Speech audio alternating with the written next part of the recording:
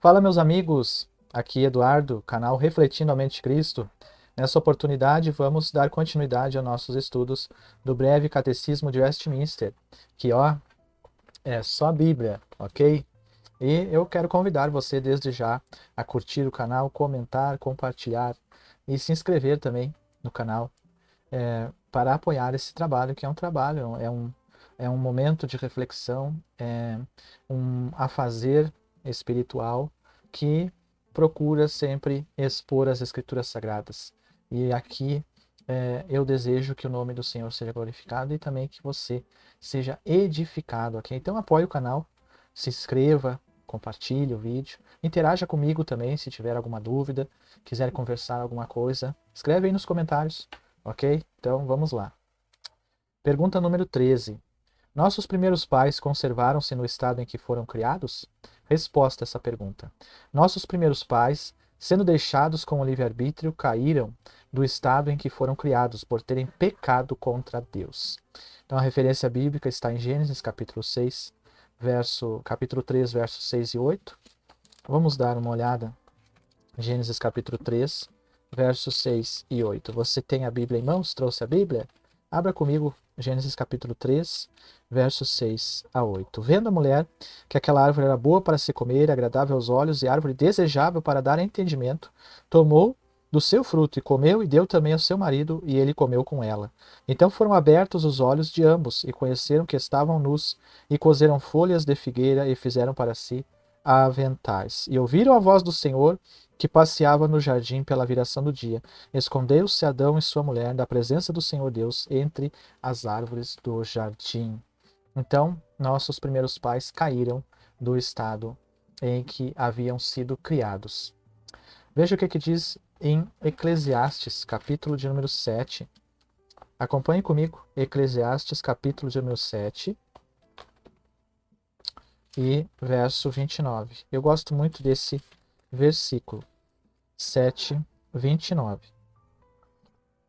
Vede isso, tão somente achei que Deus fez ao homem reto, mas ele buscou muitas invenções. Então, conforme nós já vimos em outra aula, Deus fez o homem bom, fez um homem perfeito.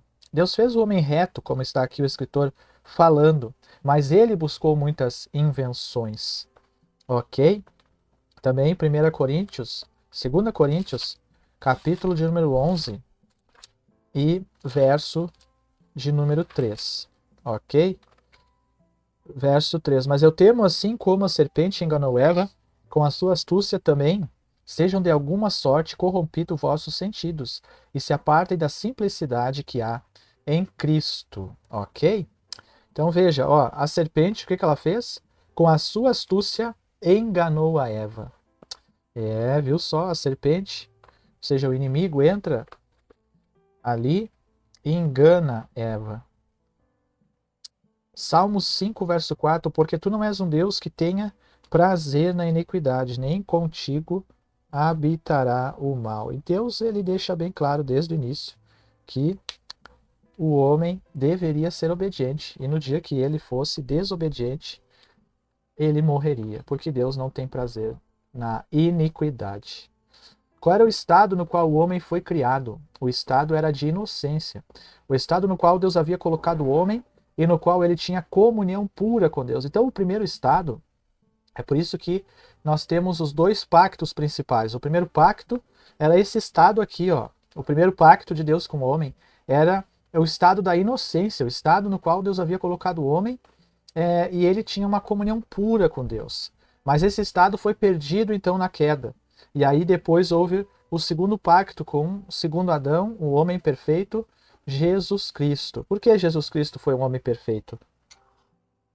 Porque diferente do primeiro homem, ele, o Filho de Deus, o Deus vivo, ele foi perfeito na sua humanidade, cumprindo todos os requisitos da justiça divina. O que quer dizer livre-arbítrio? Livre-arbítrio é a liberdade de escolher ou recusar por vontade própria, sem nenhum embargo ou força de quem quer que seja. Então Deus dotou também o homem desse livre-arbítrio ali.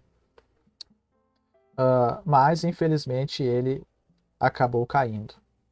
Nossos primeiros pais eram capazes de seguir o caminho da perfeita obediência a Deus? Sim, eles tinham perfeito conhecimento e eram santos no coração, porque Deus os havia feito assim. Então era possível Adão e Eva permanecerem na perfeita obediência. Eles tinham conhecimento e eles sabiam qual era o caminho que deveria seguir.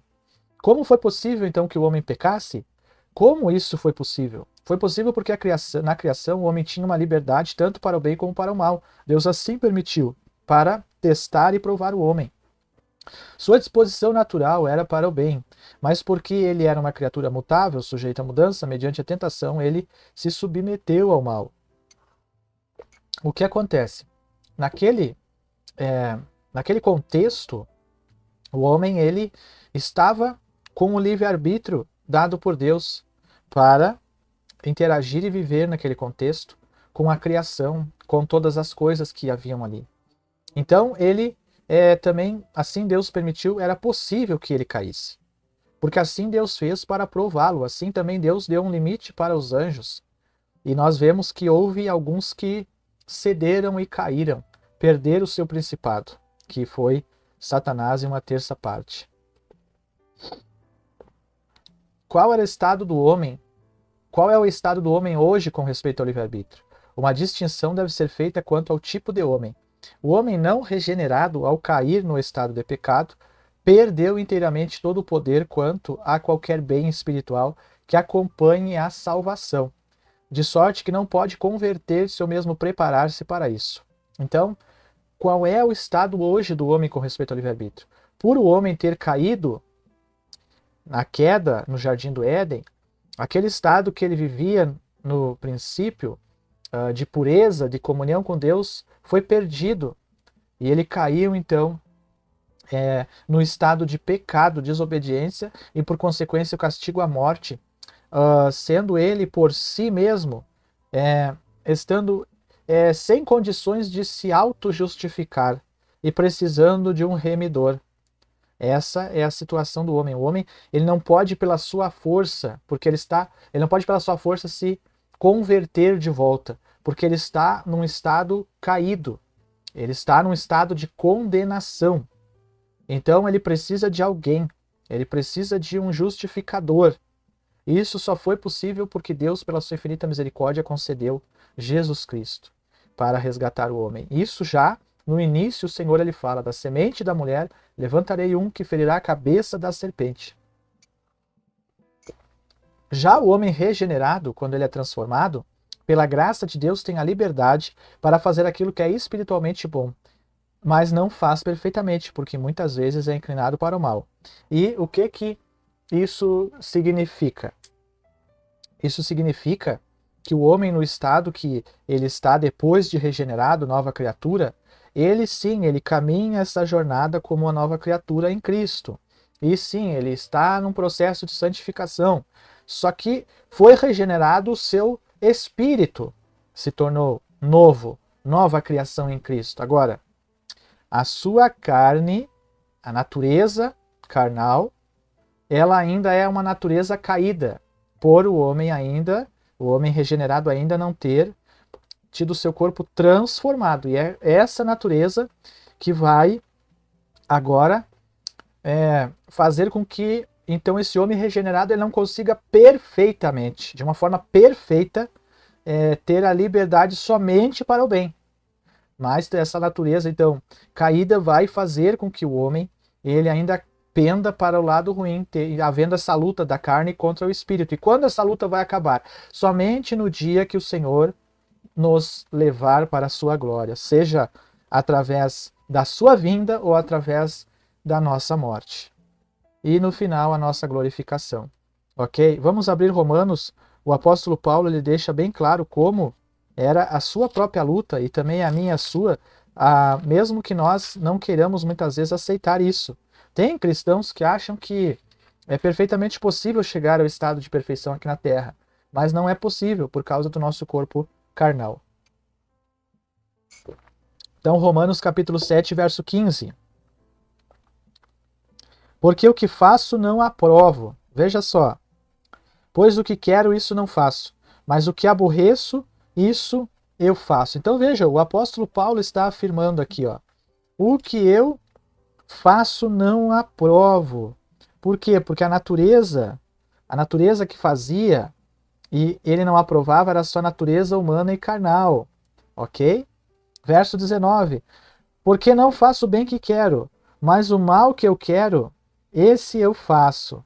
Agora o verso 21. Acho então essa lei em mim, que quando quero fazer o bem, o mal está comigo. Do que o apóstolo Paulo está falando aqui? Ele está falando da sua natureza carnal. Essa batalha, não é? Que todo cristão vai enfrentar durante toda a sua vida. E lutar para andar em espírito, sendo aperfeiçoado pelo Senhor e dirigido por Ele, sempre a mortificar a carne. Ok? Quem foi responsável pelo primeiro pecado? O ser humano foi responsável porque cedeu livremente à tentação do diabo. Quando nossos primeiros pais, de vontade própria, escolheram obedecer a palavra de Satanás em lugar da palavra de Deus, foram culpados de pecar contra Deus.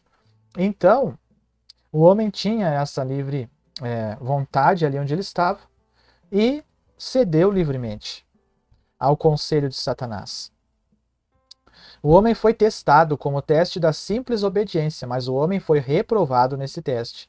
Deve-se reconhecer que Deus não é o causador do pecado. Aí sempre tem aqui essa questão aqui, ó. Eu quero que você veja bem isso aqui, ó.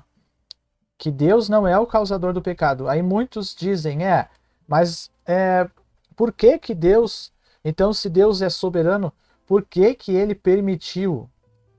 E aí nós vamos entrar num contexto que nós vamos entrar em uma área muito perigosa de supormos os porquês e os motivos de Deus. Agora, quem somos nós, homens meros mortais, pecadores, para ficar querendo saber os porquês de Deus? Deus é soberano. Assim ele estabeleceu, ele decretou e ele permitiu. E tudo coopera para o bem e para a sua glória. Tudo coopera para a glória de Deus. Deus faz tudo para a sua glória. Então, assim, ele fez para a sua própria glória. Não há como nós querermos procurar motivos, achar culpados, achar porquês, duvidar ou questionar até mesmo a Deus. Não há por que fazermos isso e estaremos cometendo pecado ao fazer isso. Quem é a criatura que questiona o seu Criador? Então, apenas devemos reconhecer isso. Deus não é o causador. Mas assim ele permitiu, assim ele estabeleceu, e assim o seu nome é glorificado. Ok? Isso pode ser provado pelo testemunho da Bíblia. Então nós lemos já Salmo 5, verso 4, não é? E também Gênesis, capítulo 1, 31, não é? Porque tu não és um Deus que tenha prazer na iniquidade, nem contigo habitará o mal. E Gênesis 1, 31 ali, que Deus viu tudo quanto tinha feito, e eis que era muito bom. E foi tarde de manhã o dia sexto. Então, Deus fez tudo bom para a sua própria glória. E o que aconteceu, aconteceu dentro daquilo que ele já havia estabelecido e o porquê, porque assim ele o quis. E tudo coopera para a sua glória. Também prova-se isso pelos fatos ensinados na Bíblia, que Deus é perfeitamente bom e santo, e que Deus puniu todo pecado severamente. A queda de Adão é a causa eficiente do pecado original, tanto nele como na sua posteridade. E toda a situação que nós estamos presenciando no nosso tempo e que os antigos presenciaram no tempo deles, com respeito à depravação humana, desde os dias dos primeiros homens na terra, a Torre de Babel, os dias de Noé, Sodoma e Gomorra no tempo de Ló, e assim por diante, tudo isso é os efeitos da queda. Hoje, o nosso tempo, o que nós vemos acontecer no Brasil, a depravação e tantos outros lugares, isso é tudo questão do pecado original. Ok? Então, muito obrigado por assistir mais esse vídeo, esse estudo, então, do breve catecismo. E até o próximo vídeo. Eu peço que você, então, curta, comente, compartilhe, se inscreva, dê um apoio aí no canal. E Deus lhe abençoe. Ok? Tchau.